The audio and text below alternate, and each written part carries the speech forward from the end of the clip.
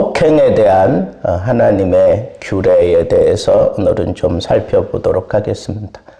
이 폭행에 대해서 성경은 어떤 시각을 가지고 있나? 이 폭행은 절대 하지 말아야 될 것이다 라고 하는 것을 성경은 강조합니다. 어떤 상황에서라도 폭행은 금물입니다. 쳐 죽인다라고 하는 것은 이건 고의로 했느냐 아니면 그러니까 실수해서 그렇게 했느냐 또 하나님의 허락하에서 그렇게 되었느냐 그러니까 서양에서는 이걸 정당방위 이런 식으로 표현을 하는 거죠. 이런 것에 대해서는 이렇게 구분을 한다라고 하는 것을 우리가 볼 수 있습니다. 그런데 그 당시 그 지역의 풍습과 문화를 보면 이 살인 당한 자는 이 복수권이 있어요. 그러니까 보복할 수 있는 권리가 있어요. 그래서 그 가족들이나 아니면 주변의 사람들이 보복한단 말이에요. 그런데 정말 나는 죽일 의사도 없었는데 어떻게 밀치다가 쓰러져서 돌부리에 부딪혀서 죽거나 이랬을 때에는 이건 의도가 있는 게 아니잖아요. 다투다가 그럴 수도 있잖아요. 그럴 때에는 하나님께서는 이 피할 곳을 정해준 그곳으로 가서 피하라는 거죠.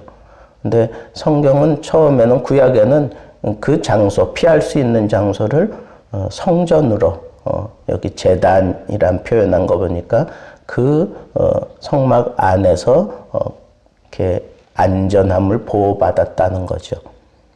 그러나 그것이 고의로 한 것이 판명이 되면 그러면 제단에서라도 끌어내려서 그를 반드시 죽인다라고 하는 그런 입장을 얘기하고 있는 것을 보게 됩니다. 그리고 이 성경은 절대로 그 어떤 경우에도 폭행은 금물이지만 더더욱 하지 말아야 되는 그런 대상이 있어요. 그 대상이 누구예요? 부모. 여기 부모. 이 부모에 대해서 절대로 여기 보니까 부모에 대해서 무시하거나 냉대하거나 그리고 더군다나 부모에 대해서 저주한다?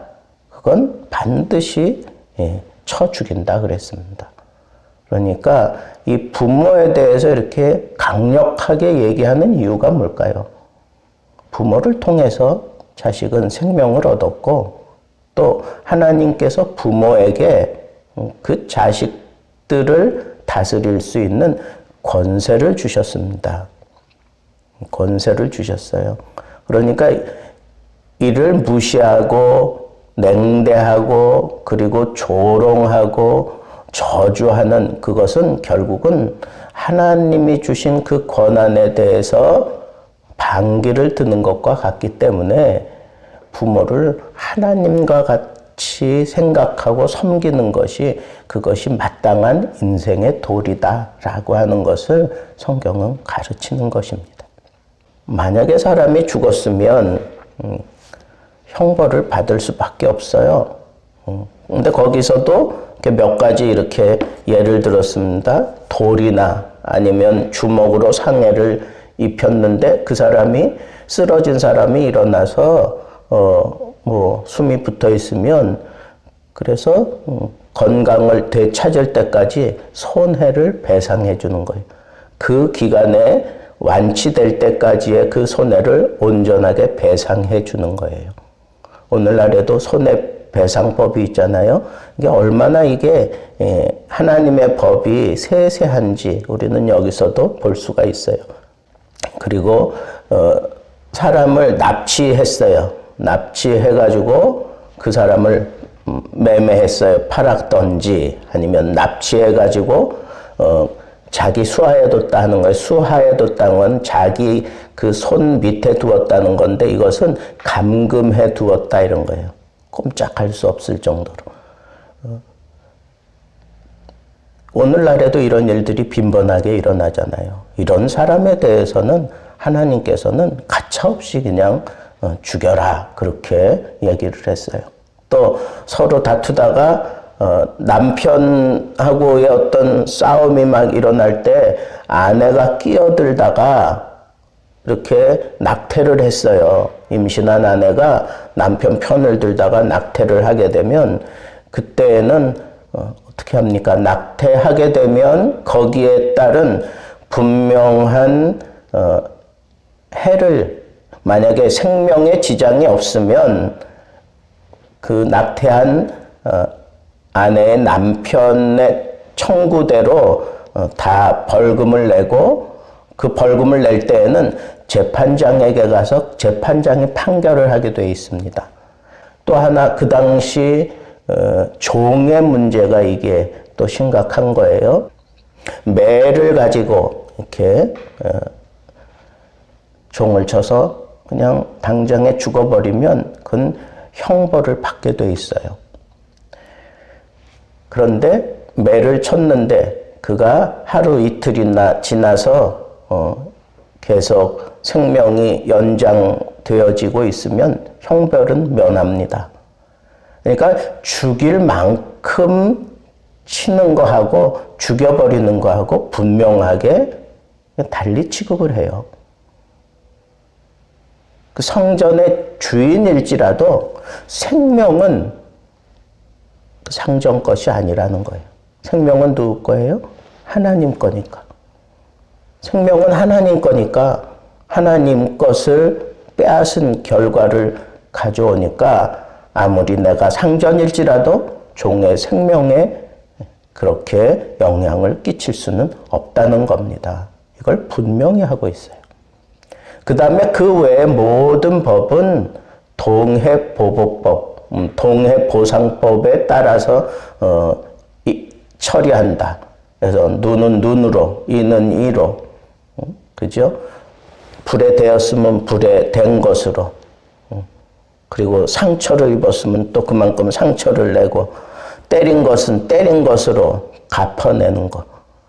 그것이 바로 똑같은 해를 똑같이 돌려준다. 그렇게 우리가 생각을 하는데, 근데 성경에서는요, 이 동해보상법에 대해서도 취지가 어떤 취지냐 하면 팔을 하나 이렇게 잘려져 나갔어요. 어떻게 하다가 그러면 딱 그만큼만 하라는 거예요. 근데 보복하는 사람들이 딱 그만큼 할 수 있어요? 길이를 재가지고 그렇게 할 수 있어요? 못해요. 더군다나 감정이 실리면 때린 만큼 내가 되돌려준다? 나는 쳤는데 멍이 열흘 갔어요? 근데 저 사람은 나에게 되돌려준다고 나를 쳤는데 그 멍이 한 30일 갔어요. 그 같은 겁니까? 달라요. 강도도 다르고 다 달라요. 그러니까 성경이 이걸 동해보상법을 수용하는 것은 어떤 취지냐 하면 경고하기 위해서예요. 그렇게 하지 말라고 하는 것을 경고하기 위해서고, 그렇게 딱 갚아줄 수 없다고 하는 것을 분명하게 깨닫게 하기 위해서 성경은 이 동해보상법에 대해서 이렇게 수용해 주고 있는 입장이에요. 그렇게 하라는 게 아니에요, 사실은. 그래서 그 당시 굉장한 법전을 가지고 있었던 그런 바벨론이나 이런 법에서도 보면 이 성경의 법하고는 차원이 다릅니다. 차원이 달라요. 그만큼 성경의 법이 아주 세세하고, 그리고 인간 중심이고, 그리고 생명 중심이고, 그리고 인권 중심이다라고 하는 것을 이 폭행법을 우리가 연구하면서도 느낄 수 있다라고 하는 이 사실을 우리는 알 수가 있습니다. 오늘 우리의 말 한마디 때문에 상처 입는 그런 영혼들도 있을 수 있으니까 하나님 앞에서 주여 나를 붙들어 오늘도 내 입에 파수꾼을 세우시고 내 행실을 하나님 살펴보시면서 나와 함께 하시고 내가 생명을 살리는, 생명을 유지하고 지키는 사람 될지언정 생명을 해하는 자리에 서지 않게 해달라고 하는 그런 기도로 이 하루를 시작하시기를 우리 주님의 이름으로 축복합니다. 기도하겠습니다.